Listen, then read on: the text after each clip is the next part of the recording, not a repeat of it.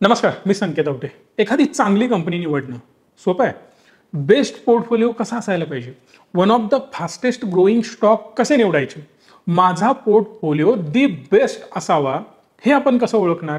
त्यासाठी हा व्हिडिओ आहे. खूप मोठ्या फंड मॅनेजरची एकदम जास्त एक्सपर्टीजची बिलकुल गरज नाही आहे. सुरुवात करायची आहे, छोट्या मोठ्या इन्व्हेस्टमेंट तुम्हाला करायच्या आहेत. इझिली हा फॉर्म्युला तुम्ही वापरू शकता. बेसिकली कुठल्या गोष्टी बघायच्या असतात तेही फ्री ऑफ कॉस्ट. कुठल्याही प्रकारचं सबस्क्रिप्शन कुठल्याही वेबसाईटचं घेण्याची गरज नाही आणि तुम्ही त्याचा वापर करून खूप चांगला फोलिओ बनवू शकता. पण त्याआधी चॅनलला सबस्क्राईब करून बेल आयकॉनला प्रेस करा आणि अशा व्हिडिओना लाईक करून मॅक्सिमम लोकांपर्यंत पोहोचवत जा, कारण खूप जास्त व्हॅल्यू देण्याचा मी प्रयत्न करतोय. आता बघा, एक सिंपल वेबसाईट मी तुम्हाला सांगतो, स्क्रीनर, SCRENER screener.in. प्रमोशन बिलकुल नाही. पाहुणा माझी कंपनी असं काही नाहीये. दुसरी कुठलीही कंपनी तुमच्या नजरेत असेल असा स्क्रीनर देणारी मला तुम्ही सांगू शकता. थोडंसं सिंपल वाटतं, इझी टू अंडरस्टँड वाटतं, म्हणून हा फॉर्म्युला मी तुम्हाला यामध्ये दाखवतोय. अजून बऱ्याच वेबसाईट आहेत, त्याही मी ऑलरेडी कव्हर केलेल्या आहेत. सो यामध्ये मी काय करेन, स्क्रीन्सवर जाईन. स्क्रीन्सवर गेल्यानंतर क्रिएट न्यू स्क्रीनवर क्लिक करणार आहे. आता एक सिंपल प्रश्न मला तुम्हाला विचारायचा आहे, व्हिडिओ पॉज करायचा, त्याचं उत्तर मला कमेंट बॉक्समध्ये पाहिजे. कंपनी कसा परफॉर्म करू शकते याचं उत्तर कोण देऊ शकतं? तुम्ही मला सांगा की बेस्ट अॅनालिस्ट कोण आहे त्या कंपनीचा. कंपनी 10 वर्षानंतर कुठं असेल कोण सांगू शकतो? आता एक्झॅक्ट कुठं असेल देवच सांगू शकेल, बाकी कोणी सांगू शकणार नाही जगातलं. पण अप्रॉक्सिमेटली त्या व्हिजनला मॅच होईल की नाही, त्या गोष्टी तशा पुढे जातील की नाही हे कोण सांगू शकतं? तुम्ही म्हणाल मोठमोठ्या म्युच्युअल फंडचे अॅनालिस्ट, तुम्ही म्हणाल वेगवेगळे रिसर्च इन्व्हेस्टमेंट ॲडवायझर PMS वाले किंवा वॉरन बफेट साहेब वगैरे. बिलकुल नाही. समजा माझी कंपनी आहे रिचमी, 10 वर्षानंतर ती कुठं असू शकते हे सगळ्यात चांगलं मी सांगू शकतो, because I am owner of this company आणि कंपनीचा पूर्ण कच्चा चिट्टा माझ्या हातामध्ये. जर समजा बाहेरचा एखादा व्यक्ती म्हणतोय की ही कंपनी 10% ग्रो करेल, पण मी जर जास्त मेहनत केली मी 20% ग्रो करू शकतो. सिंपल लॉजिक आहे. बट यामध्ये येतो एक कॅच. एखादी कंपनी मी दुरून अनालिसिस करतोय आणि त्या प्रमोटरचं इंटेन्शन खराब आहे. आता कुठलाही व्यक्ती त्याचं इंटेन्शन जर खराब असेल तर तो तोंडाने तुम्हाला सांगणार आहे का, अरे माझी जरासं नियत खराब आहे, मी इथं स्कॅम करणार आहे, कंपनी बंद करून मी पळून जाणार आहे, असं कोणी सांगतं का? नीरव मोदी, विजय माल्या यांनी कोणी आधी सांगितलं होतं का की मी आता पळून जाणार आहे सगळं गोळा करून? नाही सांगितलेलं. सो इन दिस केस आपल्याला हे माहिती पाहिजे की प्रमोटर कसा आहे. सो मेजरली प्रमोटर सांगू शकतो कंपनीचं पुढं काय होणार आहे. सो एकमेव पहिला फिल्टर मला पाहिजे की ज्या कंपनीमध्ये प्रमोटर आपले स्टेक वाढवतोय तिथं थोडीशी आपली नजर जायला पाहिजे. सो दॅट मी पहिला इथं सर्च करेन PROMO, प्रमोटर होल्डिंग. मला नाही बघायचं आहे तर प्रमोटर होल्डिंग चेंज होणारं मला स्टॉक्स हवे आहेत, म्हणजे चेंज इन प्रमोटर होल्डिंग. हे काय असायला पाहिजे तर 1% किंवा मी म्हणेन 0.5% पेक्षा जास्त ज्यानं आपलं होल्डिंग वाढवलंय मला त्याची लिस्ट हवी आहे. पण याला अजून तुम्हाला बेटर बनवायचं आहे, तुम्ही बनवू शकता. मी थोडंसं मागे जातो. तुम्ही काय म्हणाल, सर 5-50 कोटी मार्केट कॅप असणाऱ्या कंपन्या सुद्धा यात दिसतात. बघा ना, इथं क्लिअरली दिसतात. 50 कोटीचं मार्केट कॅप आहे या कंपनीचं, 22 कोटीचं आहे, 17 कोटीचं मार्केट कॅप आहे. रिचमी त्याच्यापेक्षा मोठा टर्नओव्हर चांगला करते, म्हणजे अभिमानाने गर्वाने वगैरे नाही. एक पोलाइटली तुम्हाला सांगतो की आपण छोट्या स्केलवर काम करून सुद्धा आपल्या कंपनीचं व्हॅल्युएशन त्याच्यापेक्षाही जास्त आहे. सो दॅट एकदम छोट्या कंपन्यांवर जास्त आपण लक्ष द्यायला नको, कारण तिथं पुढे जाऊन धोका निर्माण होऊ शकतो. सो इन दिस सिच्युएशन मी काय करणार, एक अजून स्क्रीनर लावू शकतो, एक अजून फिल्टर यामध्ये ऍड करू शकतो. अँड काय हवं मला, मार्केट कॅप जो आहे, मार्केट कॅपिटलायझेशन ज्याला म्हटलं जातं, तो 500 कोटीपेक्षा जास्त असायला पाहिजे. तुमच्यातले काही लोक म्हणतील मला 1000 कोटीच्या वरच्या कंपन्या पाहिजेत. दुसरा वर्ग म्हणेल मला 10,000 कोटीच्या पेक्षा जास्त मार्केट कॅपिटलायझेशन असणाऱ्या कंपन्या पाहिजेत. तुम्हाला जसं हवं तुम्ही सर्च करू शकता. मी 500 कोटीपेक्षा थोडंसं जास्त वर जाण्याचा प्रयत्न करतोय. आता याला अजून एक स्टेप मी पुढे घेऊन जातोय. मी पहिला इथं फिल्टर लावतो. कसा? डिसेंडिंग ऑर्डरने, म्हणजे सगळ्यात मोठी कंपनी वर आणि तिथून छोट्या छोट्या छोट्या होत हे खाली जाणार. आता यामध्ये जेवढ्या कंपन्या दिसतात ना, कुठलीही कंपनी मी रिकमेंडेशन म्हणून तुम्हाला दाखवत नाहीये. बाईंग सेलिंग मी सांगतोय म्हणून करायची गरज नाही. हा डिसिजन तुम्ही घ्यायचा आहे. तुम्ही विचार करायचा आहे तुमच्यासाठी कोणतं सेक्टर, कोणती कंपनी तुम्हाला बेस्ट वाटते. मी अनालिसिस कसं करायचं हे दाखवतो. पहिलाच रेड फ्लॅग मला इथं दिसतो. हा रेड फ्लॅग काय सांगतो, -44%, म्हणजे काहीतरी गडबड आहे. सोप्या भाषेत मी तुम्हाला सांगतोय, या कॉलममध्ये जर तुम्हाला निगेटिव्ह आकडे दिसत असतील, इथं तुम्हाला काहीतरी निगेटिव्ह आकडे दिसत असतील, stay away from this company. अति जास्त रॉकेट सायन्स लावण्याची गरज नाही, थोडंसं लांब राहूयात. कारण अजून एक चांगला, आता याचा अर्थ ती कंपनी खराब आहे असं मला बिलकुल म्हणायचं नाही बरं का, थोडासा रेड फ्लॅग बनतो. आणि जे लोक नवीन आहेत त्यांनी रेड फ्लॅगमध्ये जाण्याची गरज नाही. आता पहिला ही कंपनी ओपन केली, नंतर ही ओपन केली, किर्लोस्कर ओपन केली, ही पेट्टी, अशा वेगवेगळ्या टॅबमध्ये मी या कंपनीज ओपन केल्या. आता पहिली company Saraswati commercial India limited. आता हा जो आपण स्क्रीनर लावला, यामध्ये काय सांगितलं त्याने, तर प्रमोटरनं आपल्याच कंपनीचे शेअर्स बाय केले. याचा अर्थ सिंपल आहे, मी माझ्या कंपनीमध्ये अजून माझ्या कंपनीचे शेअर कधी बाय करणार, जेव्हा मला वाटतं माझ्या कंपनीची ग्रोथ चांगली होणार आहे. अदरवाईज जर माझी कंपनी फास्ट ग्रो होत नाहीये, कशाला शेअर्स बाय करू मी? ऑलरेडी माझ्याकडे डिसेंट होल्डिंग आहे, सपोज 60%, 70%, 71%, 50%, तर कंट्रोल तर माझ्याकडे आहे. मग विनाकारण अर्धा टक्का, 1%, 2% कशाला परचेस करत बसू, गरज नाही आहे ना. बट मला वाटतं की माझं स्पीड चांगलं आहे, माझी कंपनी मला रिलायन्सपेक्षा बेटर परफॉर्मन्स देऊ शकते in terms of chart, in terms of return from equity.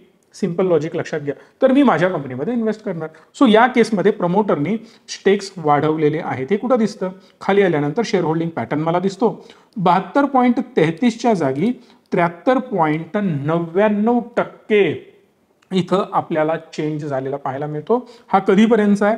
March 2025ची गोष्ट मी करतोय आणि आता मार्च 2025च सुरू आहे. लेटेस्ट डेटा मी तुमच्या समोर मांडण्याचा प्रयत्न करतोय. हा मी मांडला नाही, तर या कंपनीनं मांडलाय, सगळं श्रेय त्यांचं आहे. मी फक्त तुम्हाला दाखवण्याचा प्रयत्न करतोय. अशा अनेक वेबसाईट आहेत, तुम्ही कुठूनही चेक करू शकता. रेड फ्लॅग कुठे येतो? जर एखादी कंपनी लॉस करते ना यार, म्हणजे सेल्स पण -45 कोटीचा आणि नेट प्रॉफिट -39 कोटी, अशा केसमध्ये राम राम, थोडंसं लांब मी राहण्याचा प्रयत्न करतोय. ऍटलिस्ट सेल्स निगेटिव्ह असणं म्हणजे मूर्खपणा नाही, आपल्याला त्यामध्ये पडायचं. एखाद्या वेळेस नेट प्रॉफिट मायनसमध्ये आहे, निगेटिव्हमध्ये आहे, ऍक्सेप्ट करूयात. कंपनी ग्रोईंग फेजमध्ये आहे, स्पेंडिंग खूप करते, न्यू एज कंपनी आहे, अशा जर अनालिसिसमध्ये जर गोष्टी बसत असतील, then we can think about this company. Otherwise stay away. Simple आहे. सो मी याला क्लोज करेन. मी अति जास्त आता डिस्कस करणार नाही, कारण माझा या कंपनीवरून जेव्हा मी त्याला बघितलं, थोडासा विश्वास डळमळला. पुढचा स्टॉक बघूयात आपण, पण एक अजून अपडेट द्यायची आहे. जर तुम्हाला आमच्यासारखाच बिझनेस सुरू करायचा असेल, तुम्हाला माझी मदत हवी असेल, बऱ्याच लोकांना साईड बिझनेस करायचा आहे आणि रिचमी सोबत ग्रो व्हायचं आहे. आता हजारो लोक सुरू झालेत, ऑलरेडी करतायत, खूप चांगला बिझनेस करतायत. आता कॉन्फिडन्स आलाय की मला माझ्या सगळ्या लोकांना अजून पुढे घेऊन जायचं आहे. सो प्रयत्न जर तुम्हालाही करायचा असेल, लाखो रुपये करोडोंची गुंतवणूक न करता जर तुम्हालाही सुरुवात करायची असेल एखाद्या बिझनेसची, जशी मी केली शून्यातून सुरुवात, तशीच तुम्हालाही सुरुवात करण्यासाठी मी मदत करेन. या नंबरला कॉल करा, माहिती घ्या. जर तुम्हालाही बिझनेस करायचा असेल आमच्यासारखाच, तर तुम्हीही करू शकता. त्यामध्ये एंड टू एंड सपोर्ट आम्ही तुम्हाला करू. या कंपनीमध्ये जर बघितला तर 61.19% प्रमोटरने आपले स्टेक 62.58% केलेले आहेत. आता यामध्ये गेम असू शकते बरं का. काय असू शकते हे पण मी तुम्हाला सांगतोय बघा. 62% कंटिन्युअसली याची होल्डिंग आहे प्रमोटरची, पण अचानक सप्टेंबरमध्ये यानं आपले स्टेक कमी केले. सप्टेंबरमध्ये, म्हणजे लक्षात ठेवा, आता डिसेंबर बद्दल इथे आकडे आपल्याला दिसत आहेत, पण डिसेंबर म्हणजे जुने आकडे झाले, राईट. मार्च अपडेट झालेला नाही, ही अगेन पुढची गोष्ट.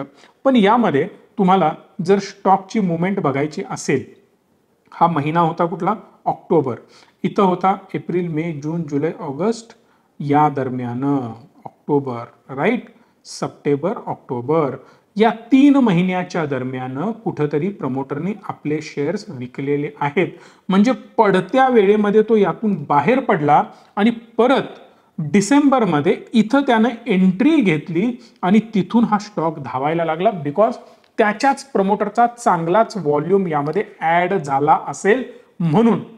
म्हणजे या 6 महिन्यांमध्ये ही जी ग्रोथ तुम्ही बघताय, तर प्रमोटरनेच आपले स्टेक वाढवल्यामुळं परत बूस्ट आला. नो डाऊट बाकीचा पण पैसा आलेला असू शकतो, पण प्रमोटरनं कुठल्याही प्रकारे जास्त स्टेक बाय केलेले नाहीत. आपलंच होल्डिंग त्यानं मेंटेन ठेवलंय. पडत्या काळात बाहेर पडला, पडल्यानंतर परत एंट्री घेतली, स्टॉकला बूस्ट मिळतोय, पण पुढे जाऊन त्याचं काय होईल I don't know. So me basically काय बघेन की प्रॉफिटेबल आहे का? आहे. म्हणजे जी कंपनी 2013 साली ऑलमोस्ट 40 कोटीचा बिझनेस करायची, ती आज 122 कोटीचा बिझनेस करते आणि आज 40 कोटी रुपयाच्या आसपास कंपनीचं प्रॉफिट आहे, विच इज रिअली ग्रेट. कुठल्याही प्रकारे कंपनी लॉस बुक करत नाहीये, सेल्स निगेटिव्ह मला दिसत नाही. प्रमोटर होल्डिंग जर तुम्ही बघितलात तर ते 62% जास्त आहे, which is really great thing. आणि 3 वर्षाची सेल्स ग्रोथ साहेब 70% कंपनी ग्रो करते. पण प्रॉब्लेम कुठे येतो, गेल्या 5 वर्षांमध्ये सेल्स ग्रोथ नव्हती, इथं प्रॉब्लेम आहे. 7 वर्षांचा ॲव्हरेज 13% सेल्स ग्रोथ आहे. आता ही वाईट नाही बरं का, मोठ्या कंपन्या असतील तर ठीक आहे, पण ही छोटी असल्यामुळे थोडंसं कन्सर्न दाखवत आहे. बट प्रॉब्लेम मेजर नाही आहे, कारण कंपनी स्वतःकडे कॅश ठेवून बसलेली आहे. कारण जर तुम्ही इथं बघितलात ना, बॉरोईंग फक्त 4 कोटीचं बॉरोईंग आहे, पण कंपनीकडे 142 कोटीचे रिझर्व्ह आपल्याला पाहायला मिळतात. फिक्स्ड ॲसेट कंपनीचे ऑलमोस्ट 72 कोटीचे आहे. हॉटेल इंडस्ट्रीमध्ये कंपनी काम करते, त्यामुळं इथं तुम्ही अनालिसिस करू शकता कुठले कुठे हॉटेल्स आहेत, काय करते कंपनी, कसा रेव्हेन्यू येतो. मग तुमच्या थॉट प्रोसेसमध्ये ही कंपनी बसते का ते तुम्हाला विचारून घ्यावं लागेल. आणि या कंपनीला बाय करायचं की नाही करायचं, किंवा अशा कॅटेगरीमध्ये पिअर कंपॅरिझन करून अजून कुठल्या कंपन्या मिळतात, मग तो बेटर ऑप्शन माझ्यासाठी असू शकतो का. कदाचित हॉटेल इंडस्ट्रीमध्ये मी या कंपनीला अनालिसिस केलं आणि मला कळालं अरे यार नको, पण हॉटेल इंडस्ट्री मला बेस्ट वाटते. Then I need to think की अजून याला पेअर कंपॅरिझन थ्रू मी अजून कुठल्या कंपन्या निवडू शकतो. तुम्ही त्यांना निवडा आणि त्यामध्ये इन्व्हेस्ट करू शकता, असाही ऑप्शन आहे. ही तर झलक आहे बरं का, याच्यापेक्षाही खूप डीप नॉलेज देण्याचा आम्ही प्रयत्न करतोय. पैसे अहो फ्री आहे, म्हणून तर सांगतोय एक डीमॅट अकाउंट तुम्ही ओपन करणं गरजेचं आहे. या नंबरला कॉल करा, डिस्क्रिप्शनमध्ये लिंक आहे, त्यावरून ओपन करा. जर तुम्ही एक डीमॅट अकाउंट ओपन केलं, डीमॅट अकाउंटला पैसे फ्री, त्याच्याबरोबर ट्रेनिंग फ्री, म्हणजे तुम्ही आमच्याबरोबर जोडले जाता आणि आम्ही तुम्हाला बऱ्याच गोष्टी फ्रीमध्ये प्रोव्हाइड करतोय. सो काहीच दिवस हातामध्ये, लवकरात लवकर अकाउंट ओपन करा आणि लगेच बॅच जॉईन करा. पुढे एक मी बघितली किर्लोस्कर इंडस्ट्रीज लिमिटेड. आता यात मजेदार गोष्ट मला काय दिसते की रेड फ्लॅग मगाशी मला जो दिसला की इथं ग्रोथ नव्हती आणि 3 वर्षांमध्ये खूपच जास्त ग्रोथ होती. इथं आपण बघितलं होतं राईट की 13% डायरेक्ट 70% ग्रोथ. असं काय जगा वेगळं केलं. नो डाऊट इंडस्ट्री फॅसिनेटिंग आहे, चांगली ग्रो होती, आपण मान्य करतोय, पण अचानक ग्रोथ तिथं आलेली होती. बट इथं तसं नाहीये. गेल्या 7 वर्षात ऑलमोस्ट 28% कन्सिस्टंटली ग्रो करणं, which is not a joke. 3-3.25 वर्षांमध्ये धंदा डबल, जोक नाही आहे. 3 वर्षांमध्ये तुमचा पगार डबल होतो का हो? जे आपण 15, 20, 25, 30, 50 हजारावर काम करतो लाखभर रुपयांवर, 3 वर्षात सरळ आपली सॅलरी डबल होते का?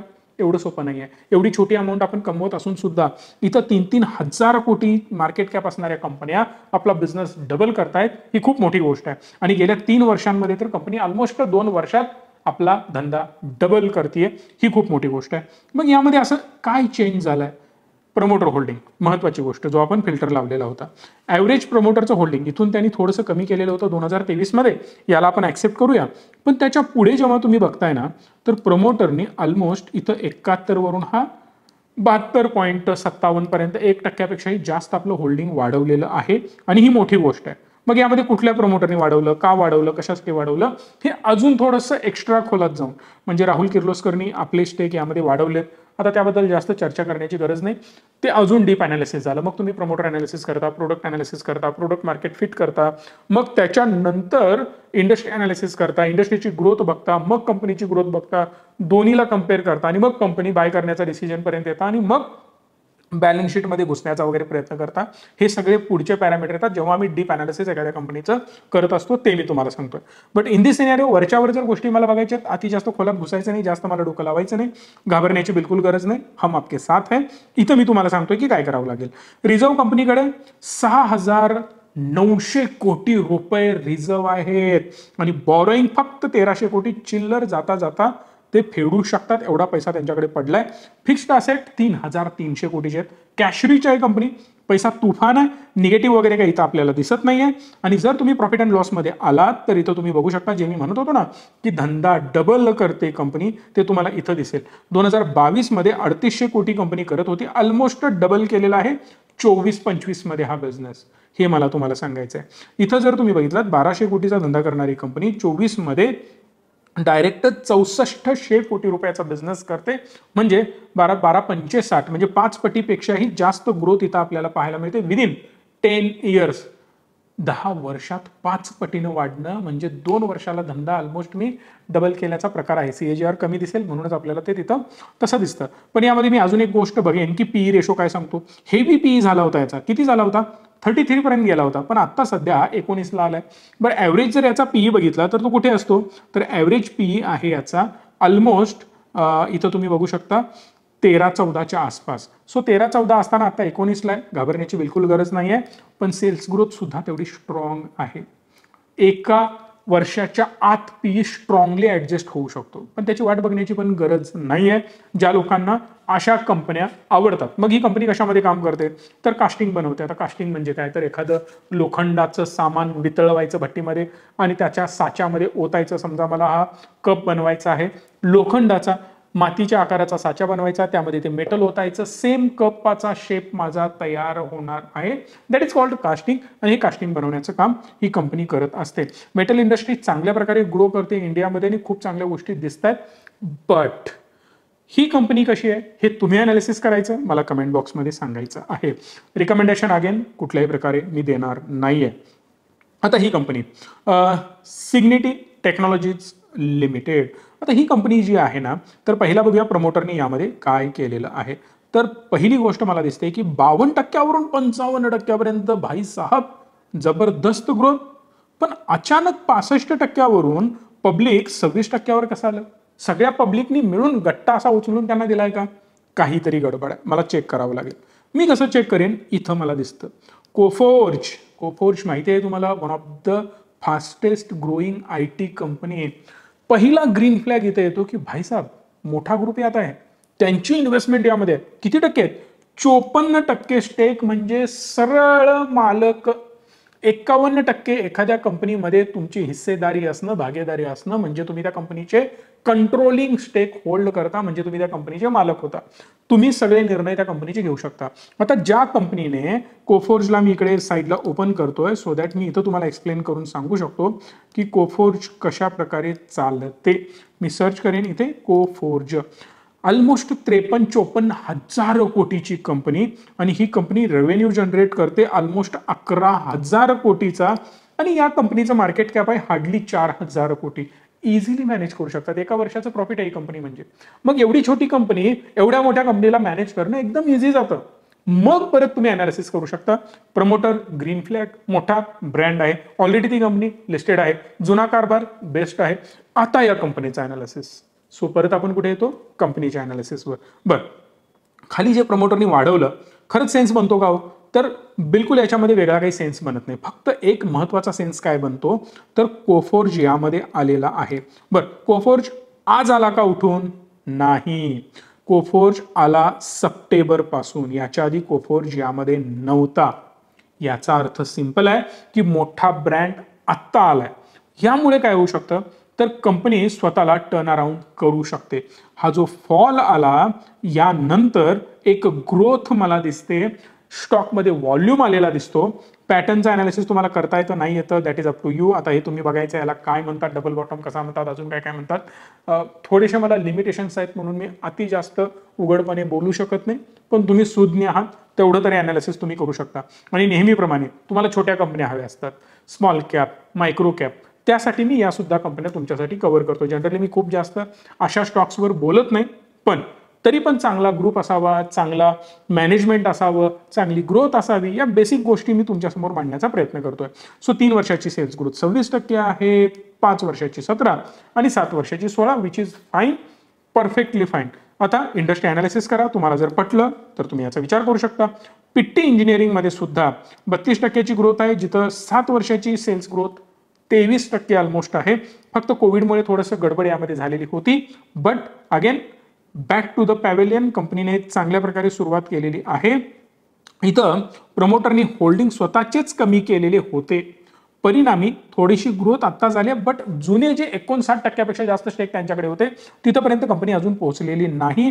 आणि हे सेल केल्यामुळंच मालकच बाहेर पडतोय आणि हा मालक स्टॉकला खाली घेऊन येतोय आणि म्हणून कंपनी खाली जात आहे.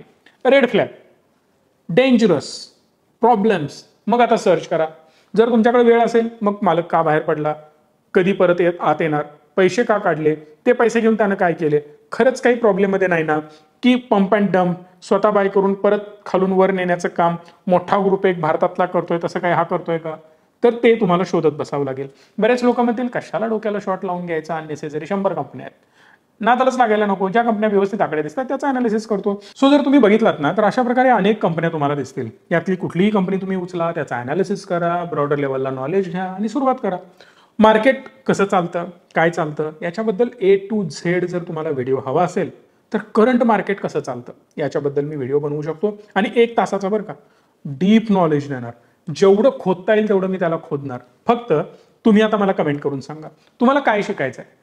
ॲप कसं वापरायचं, अकाउंट कसं ओपन करायचं, मार्केट म्हणजे काय, IPO म्हणजे काय, काहीही प्रश्न असू देत ठोका कमेंट बॉक्समध्ये. मी त्या सगळ्या क्वेश्चनना कंपाईल करून एक मोठा व्हिडिओ बनवतो, जेणेकरून A to Z market basic कसं चालतं सगळं तुम्हाला क्लिअर होईल. ॲडव्हान्स बरेच व्हिडिओ आहेत, बेसिक पण आहेत. आता परत एकदा चांगल्या लेवलला मी तुम्हाला अजून शिकवण्याचा प्रयत्न करतो. जसं मार्केट अपग्रेड होत जातं, मॅच्युअर होत जातं, तशा प्रकारचे व्हिडिओ पण बनवणं गरजेचं असतं आणि मी ते बनवेन. या व्हिडिओला लाईक करा, मॅक्सिमम लोकांपर्यंत पोहोचवा, कारण असे व्हिडिओज बनवण्यासाठी एफर्ट्स घ्यावे लागतात. धन्यवाद. Stay tune and stay positive.